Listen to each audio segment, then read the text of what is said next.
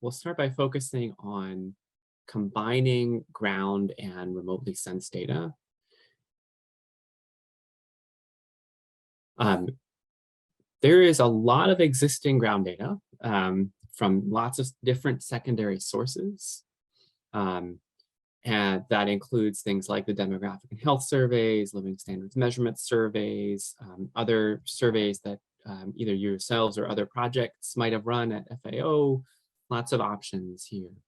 Um, we're trying to think about what the benefits are of this kind of data to geospatial impact evaluations.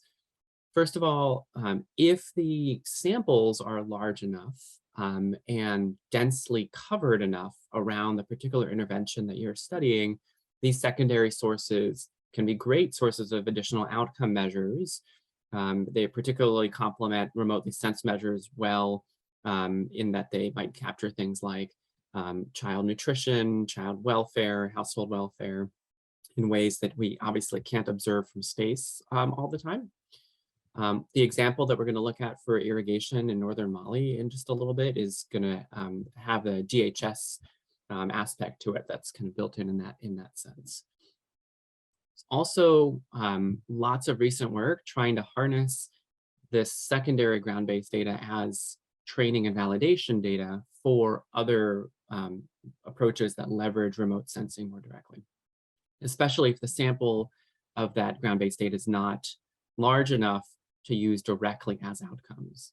So this is the case where we might try to use remotely sensed data essentially to fill in missing observations and grow sample enough to the point where we can then use it with enough statistical power to actually detect effects.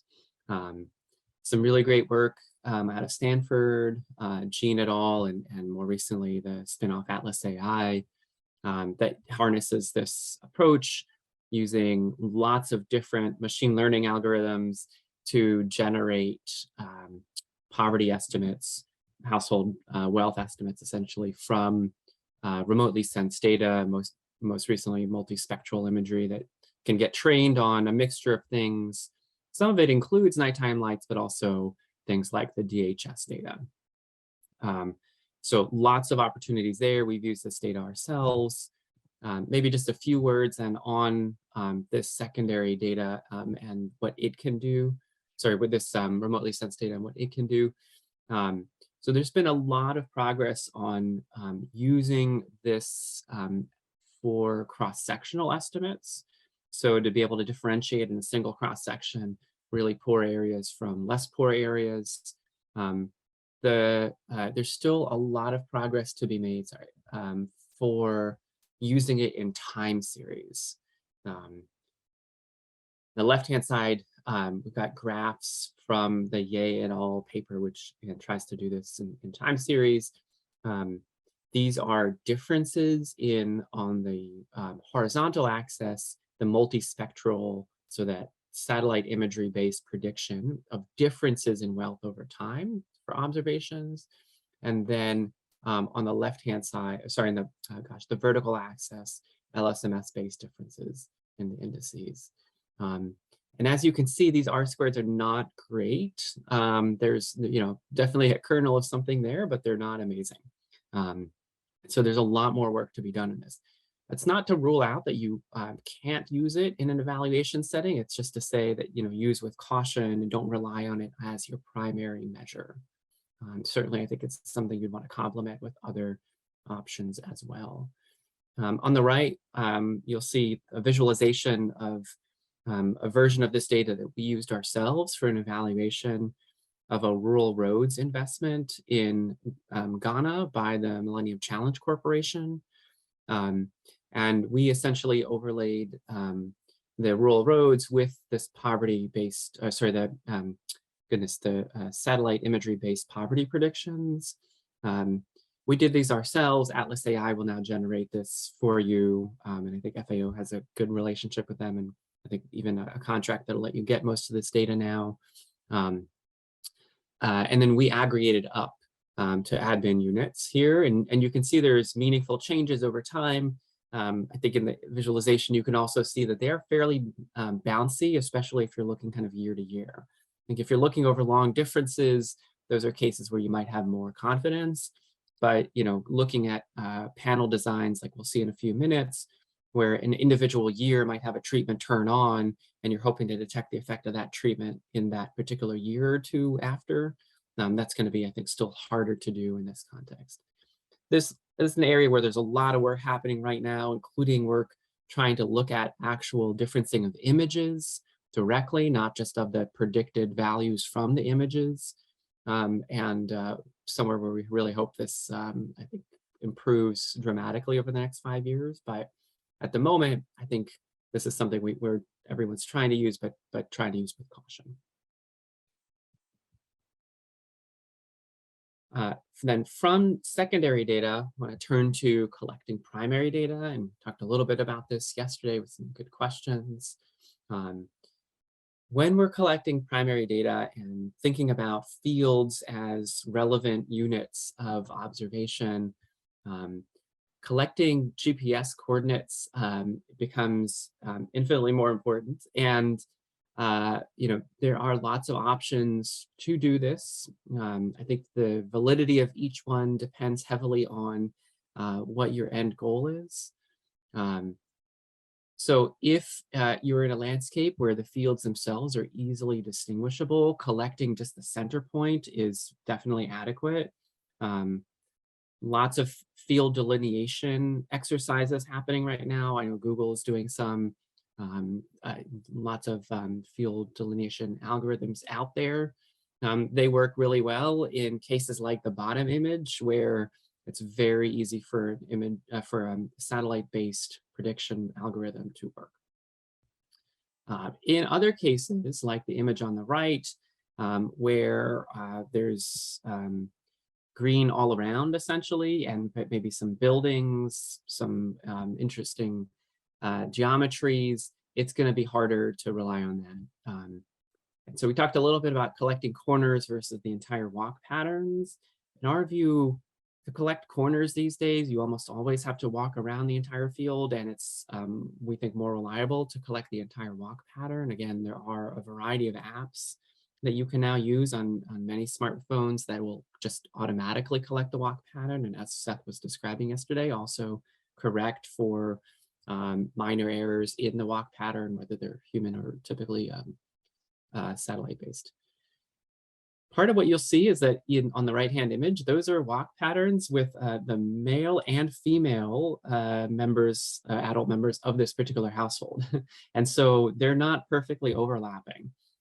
We think right now that there's meaningful differences in that, in both how the individuals describe this.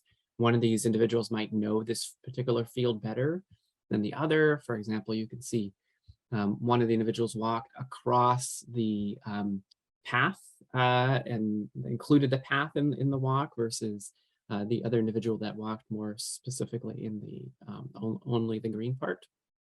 But definitely something to consider. So probably extra attention needs to be paid to make sure you're doing that walk path with the individual who does the most intensive decision making on that particular path if you're only going to do one. We've got some work right now that later today colleagues are going to present actually at a workshop that tries to compare what happens when you do each of these. Also very difficult to do these for plots that are very far from the household. So you probably want to think through, is there a decision rule like we're only going to capture plots that are within a 30-minute walk of the household or 45 minutes of the household. Also done some recent field work. Again, this is also from Ghana, trying to geo-reference infrastructure. In this particular case, we were trying to look at small earth dams. What you see in the bottom image is satellite imagery of a particular dam over the season.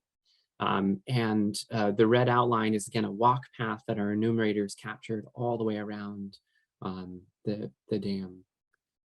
Particular challenges, I would say, with georeferencing this, you could certainly have them visit and drop a single point near the dam and be able to identify the general area of the dam. But if you're going to try to do something like capturing how much water is in the dam, which was one of our goals here, knowing the specific boundary and understanding when you're going to be visiting it either where that water is seasonally so that we can, capture that more directly. I think is super important if you're going to try to use imagery to capture the extent of a particular piece of infrastructure that might vary seasonally, like a dam or irrigation canals, other types of infrastructure like that. Certainly, anytime we're sending folks out into the field, we want to think about safety considerations as a particular case. And if we're particularly surveying women and asking them to travel away from home to their fields, particularly in challenging or risky areas, that's potentially an extra layer of consideration for us. Definitely want to have some backup plans. And with this kind of GPS data, we want to be monitoring it fairly regularly. So making sure the field teams are uploading this data daily if possible, so that we can identify geometry issues. In the Ghana data, for example, for the cases where we did have plot corners being captured, lots of enumerators forgot to capture the fourth plot corner. And so we have lots of weird shapes that we want to account for. Sometimes we send them back to validate the fact that this was a rectangular or the quadrilateral shape.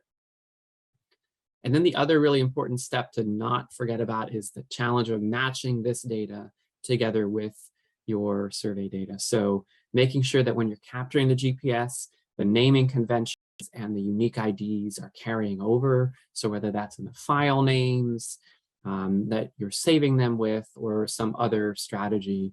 And we ended up spending a lot of time trying to just match what enumerators had captured in the field, whether that was images or walk patterns, together with the surveys that corresponded to those. So generating unique IDs in advance and making sure that they're being saved with those unique IDs